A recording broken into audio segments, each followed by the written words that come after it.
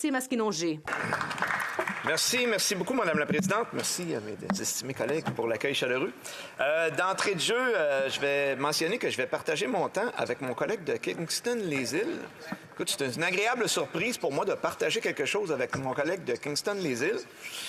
Qui sait, peut-être c'est le début de quelque chose, hein? C'est bon.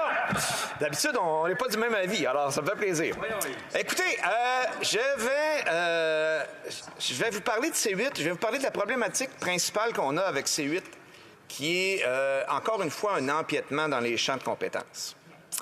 Avec la taxe sur le logement sous-utilisé, bien sûr, au départ, là, je vais mettre ça très clair, tout le monde s'entend sur le principe de base, sur le fait qu'il faut agir pour la pénurie de logements et il faut agir aussi sur la spéculation qui est faite par les étrangers. Sur le fond, on s'entend à merveille. Le problème, c'est la façon.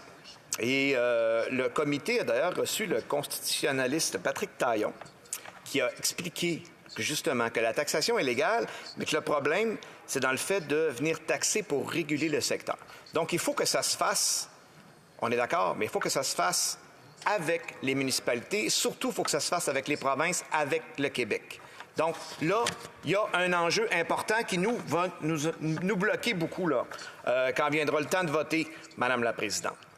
Et comme d'habitude, en opposition constructive et positive et sensée, le Bloc québécois est arrivé avec une proposition d'ajouter que ce soit avec l'accord des villes touchées, ainsi de suite, et ça a été refusé.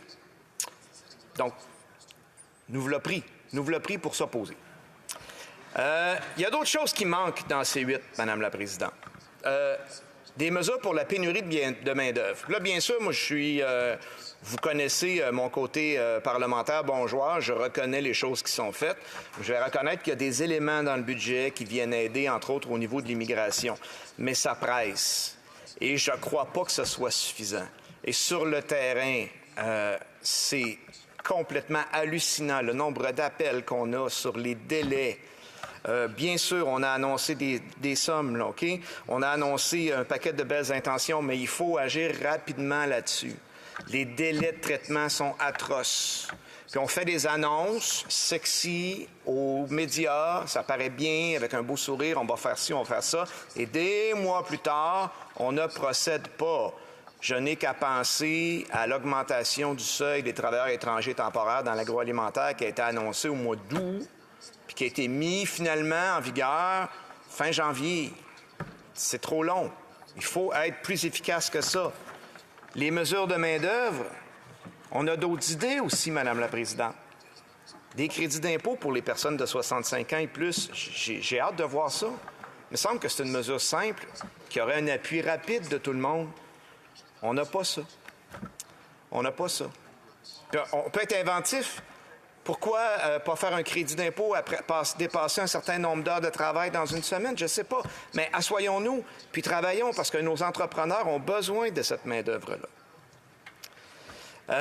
Il y a tout le facteur aussi de la chaîne d'approvisionnement. Bon, je veux bien croire là, que C8 date un peu. Là-dessus, je vais être d'accord avec mes amis libéraux. Là. Ça s'est laissé traîner, mettons, ce projet de loi-là. On peut dire ça comme ça. Mais on peut toujours améliorer les choses. On peut toujours surtout améliorer les choses dans une prochaine législature pour agir, pour aider nos producteurs. Entre autres, on parle beaucoup d'agriculture aujourd'hui, là, hein, parce qu'il y a un crédit là, supplémentaire pour la taxe carbone là-dedans.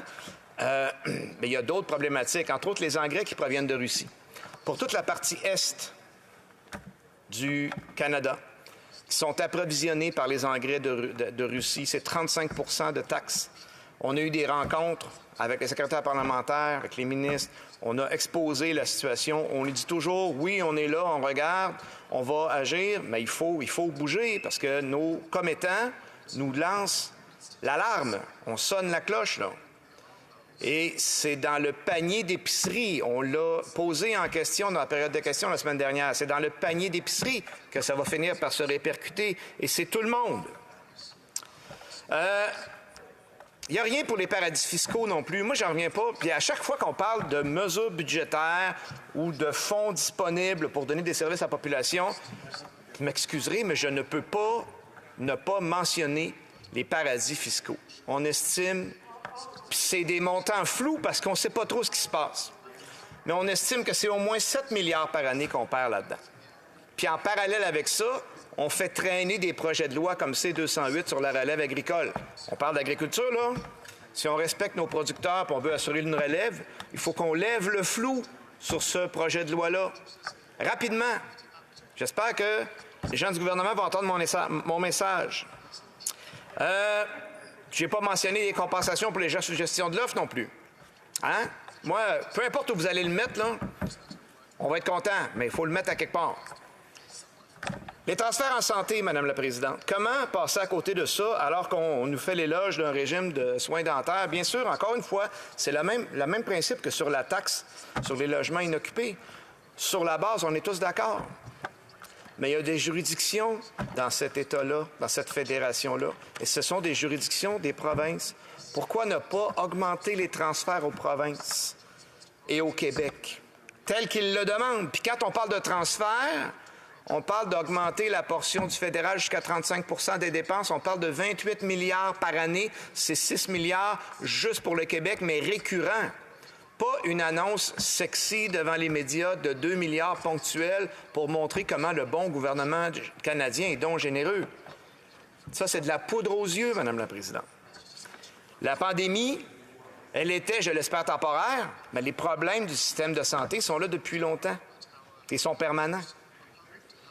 Comment ne pas mentionner, Madame la Présidente, la situation des aînés, les 65 ans et plus, les gens qui ont le plus souffert de la pandémie? On est comme ça encore au gouvernement. On se bouche les yeux. Puis tantôt, dans les questions, je vois des gens qui me regardent avec attention. Je m'attends à me faire dire qu'ils ont été très présents pour les personnes âgées.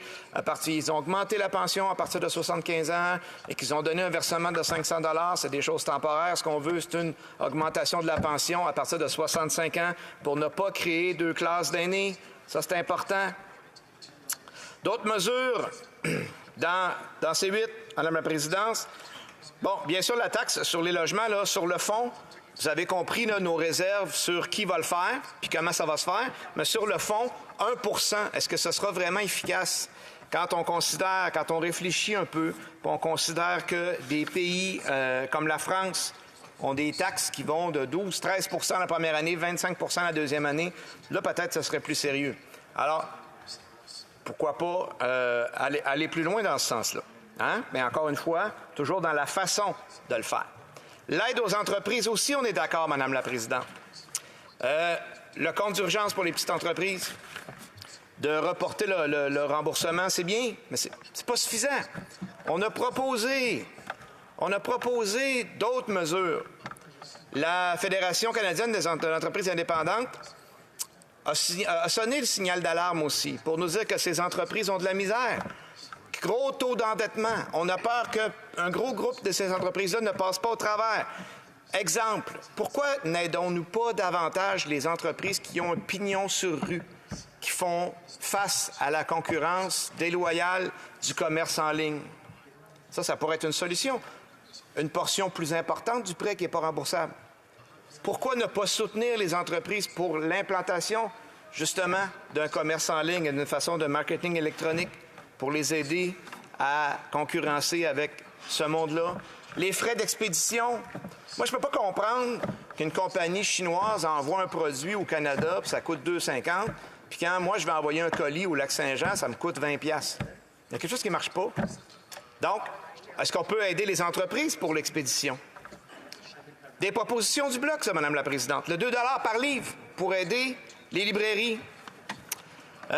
Tout ça, Madame la Présidente, c'est des suggestions qu'on fait et on sera là pour collaborer dans la mesure où les gens du gouvernement voudront améliorer les choses. Mais quand on parle d'agriculture, puis qu'on fait un discours, là, puis on porte tout ça sur l'agriculture et l'enseignement pour un crédit d'impôt pour des produits électroniques, c'est des belles choses, mais ce sont de petites choses.